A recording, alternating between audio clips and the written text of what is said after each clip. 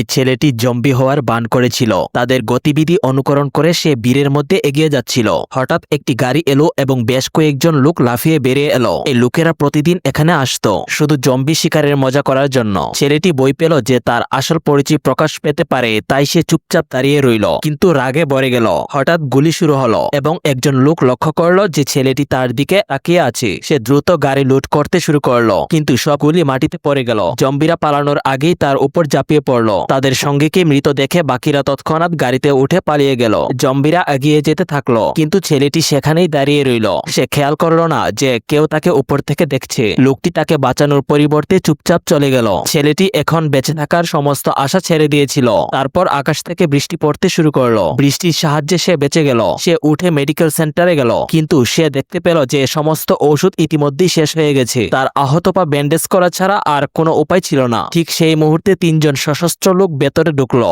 ছেলেটি দ্রুত ব্যাখ্যা করলো যে সে জম্বি ভাইরাসে আক্রান্ত হয়নি, তার আঘাত কেবল কুকুরের কামড়ের কারণে। ডাক্তার তাকে জলাতঙ্কের টিকা দিলেন এবং কয়েকদিন সেখানে থাকার অনুমতি দিলেন। ভেতরে গিয়ে ছেলেটি দেখতে পেল যে আরো কিছু বেঁচে আছে এবং সে কিছুটা স্বস্তি বোধ করছে। অন্তত মানুষ এখনো বেঁচে আছে। কিন্তু পরের দিন সকালে পরিস্থিতি অদ্ভুত হতে শুরু করে।